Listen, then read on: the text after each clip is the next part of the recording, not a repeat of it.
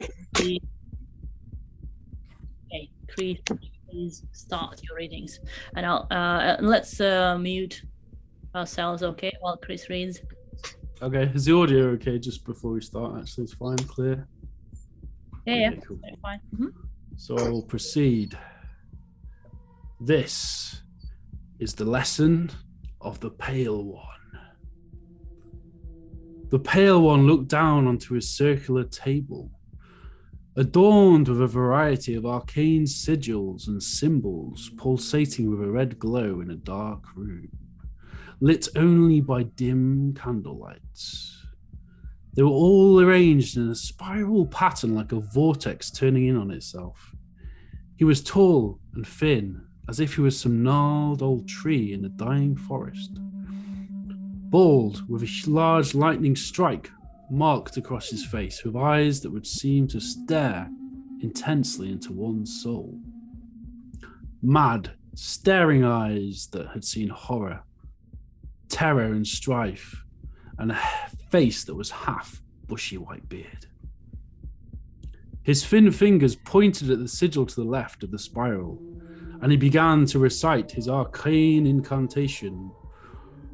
Bim dozanagadim, dom dom dom di bazadom, Allah makdu bazadu. And with a flick of his hand, the spell was cast, and a bright blue flash of energy exploded from the symbol before him. It was an inverted cross! And from the depths, the dim form of a figure began to appear before the dark sorcerer, who could already feel the presence of the archaic arcane in the room. Meshuga de loga meloga. A croaking demonic tone spoke from the shadows.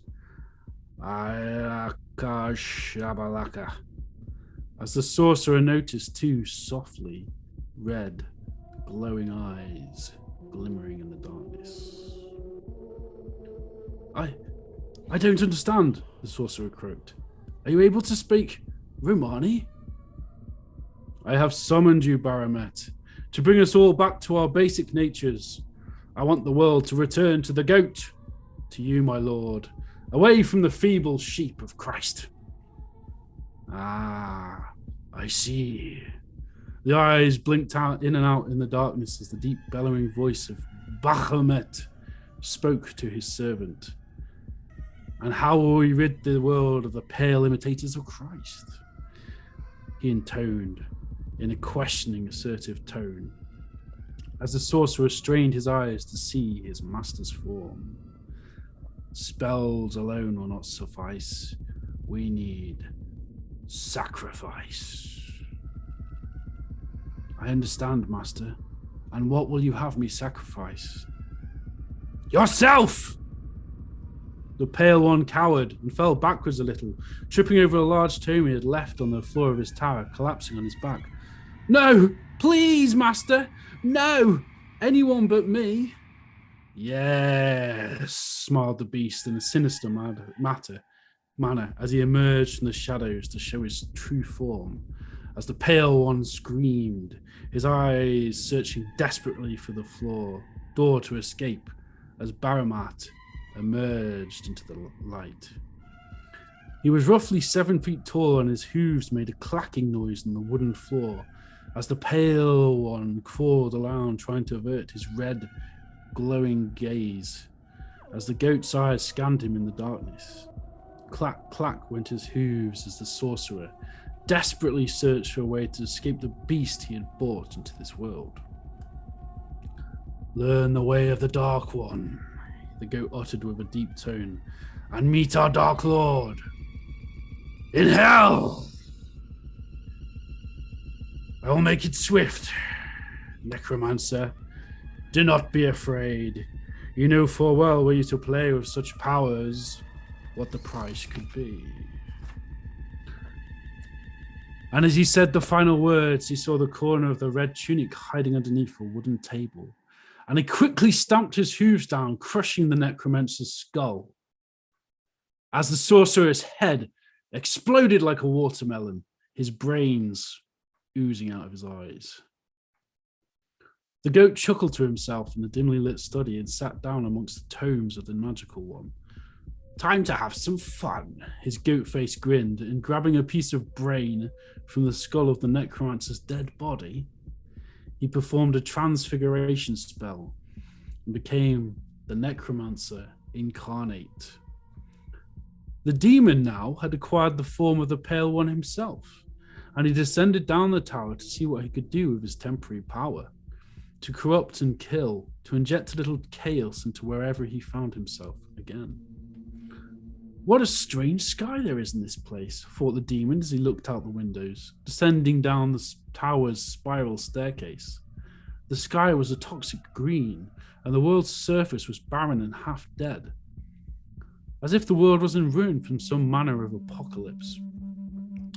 This reminds me of home, thought the demon as he entered the bottom of the stairs, at the ground level of the tower, which was made of old bricks. He pushed through the cobwebs and debris which surrounded him to move towards the door on the other side of the basement and pushed it. It was rather stiff and would not budge us, so he merely uttered a spell to increase his strength and smashed the door open. The green polluted air greeted him as the demon looked out at the decaying forest he found himself in, a tower surrounded by marshlands and far from any form of civilized life. He had been summoned to many types of worlds and times and places before, so this was nothing too out of the ordinary for him. But the environment was certainly unnerving, though for a demon like him, who was possessed of such supernatural powers, very little to worry about in the long run. I must find another sacrifice, he thought, almost certainly a virgin if possible, as it will sate the tastes of our Dark Lord. The goat walked on and on for several miles before he came before a sign which pointed to any sign of civilization. It said, "Welcome to Transylvania, Romania. West, Count Dracul residence. East, Carpathian Mountains." Ah, a count. That would be an exquisite aristocratic sacrifice for the Dark Lord, the goat thought, smiling at the thought. This will indeed please him. And so the demon went west, traveling through the mountainous ranges that surrounded him in the dark, under the hue of a full moon and a poisonous, polluted green sky which heralded death and despair. And as he was about to find out, an evil that equaled his own. Bahamut approached the castle that stood high before him. Large spires reached in the skies above the crows cawed in the distance. He approached the large wooden door before him and rang the bell to the right and waited. He would have to be careful so as not to elicit suspicion of his true nature. And so he performed a quick spell of elusive protection, a spell which blocked people of a perceptive nature picking up on any magical illusions. A tall, thin man dressed in a grand red robe answered the door. He was paler than the pale one who had summoned Baphomet, and Baphomet suddenly felt a shiver down his spine as he looked upon his eyes, which were bewitching and seemed to burn as if a flame were in the distance. "Who are you, and what do you want?" the Count asked in a deadpan, monotone voice. The demon stopped for a second and looked into the Count's eyes again, sensing the pulse of evil, which caused a prickle under his skin to begin. "I see I am in the presence of another cursed being," spoke the demon to the Count. This angered him, and his body language suddenly went from passive to aggressive as he tensed up. "I don't know what you're talking about. Please leave or I'll send my hounds on you." The Count scowled and threw his hands into the air, tensing up as he became aggressive towards the demon. "All that! Now get out! Leave this place!" The demon decided he had enough, and so he reversed the transfiguration spell. With a wave of his wand, he suddenly grabbed from the cloak pocket. "Azamaku Kalabia! Warlock, be gone!" Dracul shouted with anger as he unsheathed his fangs and suddenly moved towards the neck of Baphomet, fast and light to bite down upon the neck and engorge himself in his blood, desperate for the kill. But it was too late, and so when the fangs descended upon his neck, he found himself feasting on the neck of one of the blackest demons of hell, Baphomet himself, his form now unveiled in all its fecund glory. The teeth bit into the black marrow of the creature as Baphomet screamed an unholy howl of desperation, his eyes burning red now with the anger of hell itself as the vampire began to feed, his bloodlust now awakened. Baphomet and the creature faced each other, eye to eye with the anger and bloodlust now burning in both their veins. Dracul was desperate for such a vintage, to drink the blood of a demon itself. It was an ecstasy unknown to him, a deep new ecstasy which could yet reawaken his lust for life, now a little worn from the dark winter nights. You have no idea the hell you have brought upon yourself, Baphomet bellowed. You have brought all the 7 seals of hell to bear upon you. You are merely undead. You know nothing of the eternal glory and evil that is our dark lord, Satan. And I shall let you the glory of his eternal evil, Nosferatu. And finally, Baphomet cast his final spell to ward off the vampire, as he parted the toxic green clouds above to reveal the coming of the dawn sun. Count Dracul writhed and screamed in agony as his body began to melt in the sun. His vampire body obliterated by the light of day as Baphomet howled with a booming laughter from his goat's face, delighting in the absurd slaughter. Play with black magic, and black magic will play with you. This is fun. And so he picked the putrid melted flesh of the Count and performed a transfiguration spell once more. Evil begats evil, but never doubt that how much evil you think you are capable of, there was always an evil so much more ancient and olden that could be lurking around the corner. And that, as they say, is the final lesson of the Pale One. That's the end of it.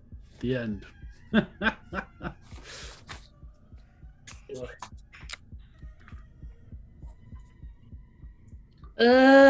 Well, I must admit I got lost somewhere in the middle, but I like the lesson of the tail one. I thought that would be I thought that would be the point. Yeah.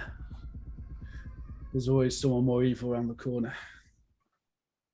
There's always the devil or something. I don't know.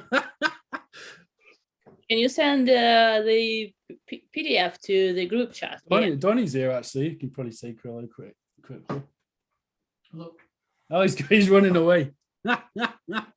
Sorry, what did you say, Eula? Yeah, send the PDF. Yeah, I can send the PDF. Where should I send it on the chat here? Yeah, do send it to the chat here in case somebody needs it right now. But then I'll send it to an email or something. I've also got I recorded actually writing it. It took about 2 hours, so I can send a video link of that if anyone's that interested. It's like a live stream of just me writing it, basically. You're just writing and you. Yeah. I just did it. Just in case someone's that interested, they can watch it actually being written in real time. Or commenting it out loud, or is just you writing it with. It's me writing it with like just typing it on the screen and then just a video feeding me talking, whatever. Oh, Donnie's here. Say hello, Donnie. Happy Halloween. Happy Halloween. We need you to read to us. Don't run away. They're begging you to read. Oh, maybe Chris can read it. He's got a better narrative voice than I do. Nah, go on, man. It'll be all right. It'll be fine. I'll need to find it. You can read it. You can do it here if you want, actually. I'll send it 2 cents. Okay, I think maybe it wants me to read it, but yeah, you're more dramatic. I know. I was experimenting with. I'd rather Donnie read it, but I think he might be a bit shy. I'm not sure. We're all very shy here. Look at us, very shy people. Somebody even hidden behind the whatever. So. Yeah. Behind the pumpkin. I was trying to. I was. That was like the first time. Well, the second time I've read that out. So I was trying to do the voices, but I don't know how well that went. What did everyone think? I was trying to like just experiment a little. That bit was more. very dramatic. Yeah, it was a bit camp in places almost. Like I was trying to do the What was that accent? What was that accent? It's like well, it's. Dylan. I was Was it trying to supposed to do be Count Transylvanian? Dracula. Yeah, I was trying to do like I am the Count Dracula, but then it ended up turning into Russian because I'm more Russian familiar. Italian. Yeah, I also thought that it's a Russian accent. It is a Russian, yeah, because I'm more familiar with Russian now. I'm living there for 2 years. Like whenever I try and do an Eastern European accent, it ends up sounding more like Russian because I've lived there for a bit. So that's the sort of type of, I guess, like what Slavic accent I'm more familiar with now, I suppose. But even though my accent's probably a bit like, I don't know, it's obviously a bit silly as well. It doesn't sound Russian, does it? Yeah. Well, it probably does sound a bit similar to an English here anyway. Yeah. But yeah, I was hamming it up a bit. It's a bit of a hammy story, really. It's a bit like does anyone know Hammer horror films? What's that? Kino. It's like there's this film, this movie production company in the UK that made all these like Count Dracula films. Christopher Lee, who was in Lord of the Rings and that sort of thing. It's like the very famous company that made all these horror films in the 60s. Worth watching if you're into horror, actually, like Count Dracula, Christopher Lee. I haven't seen a single horror film in my life. And yet you're wearing a T-shirt that says I'm very proud of it. I'm very proud of it. Not that somehow helps me be, I don't know, mentally stable or something. But what about Lock and Key? That's sort of horror. Lock and Key? No, Lock and Key is not horror. It's just for kids. Fantasy sort of horror. Fantasy for kids. I'm not well. Supernatural. Stranger Things is supernatural. Is it horror? No, I don't count such things. What about? Well, no, actually, I did watch one thing that might be considered somewhat, well, I don't know, horror thing. You should watch Suspiria. That's the thing with David Bowie, the Hunger. Woman. Oh right, yeah, the vampire thing. Well, that is horror. That's like art house horror. That's like very artistic. That's very elitist horror, like in a way. It's like art house horror, isn't it? So yeah. So it's not highbrow. It's quite highbrow. Yeah, highbrow horror. Yeah. So it's probably good though. I've not actually seen that film. I do want to watch it, to be fair. I just watched it just for the sake of seeing Bowie there, because I like David Bowie, the legend himself. And it suits him to play the vampire, but not the real vampire. Absolutely, yeah. But he's not the real vampire there. He cannot turn into the immortal one, so he's just the undead one, the one who's rotting after a while, but not dead. Yeah, I need to watch that film actually. I'll I'll just quickly. Does anyone have any comments they want to make on the story? I'd be interested to see what people think, because it's only a short one. I did really fast, but it'd be interesting to see what thoughts anybody had on it, I guess. Well, I really liked your evil laughter after the story. Like, ha, ha, ha. It was so funny. It's like the Count from Sesame Street. Count from Sesame Street. The vampire. Was there such Santa Claus? Was there such what? Sorry.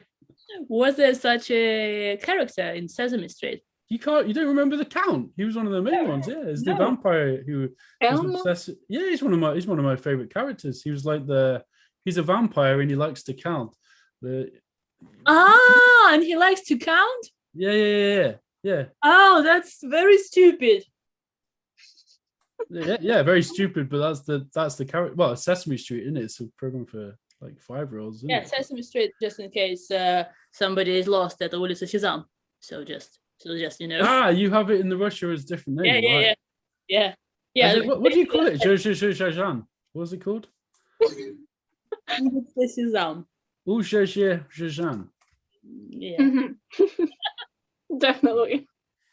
Is it actually a different name? So it's not actually like the same as Sesame Street? No. The Sesame Street. That's what it's called, and they decided not to translate the word sesame. So they don't translate it to, well, Semke Street or something. yeah. Съемки, да, кунжут.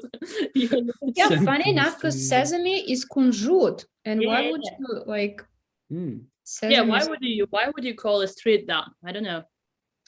Me neither, yeah. And populated with some Makes no counts sense. like to count. Just weird. The Count's amazing though. He's a great character. It's funny. Not that I don't watch Sesame Street that much, but I do remember the Count. No, you don't?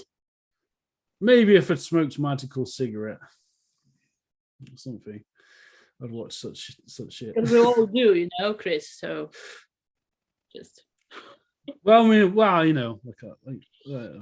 mean, I don't. Well, anyway. well, okay. Well, any more comments about the story? There was some nice vocabulary there, but I've forgotten. Illicit. I wanted to put it down, but maybe I'll make some notes later. Yeah, I'll send it to. Let me just find the PDF, and then I guess who we're gonna have next? Maybe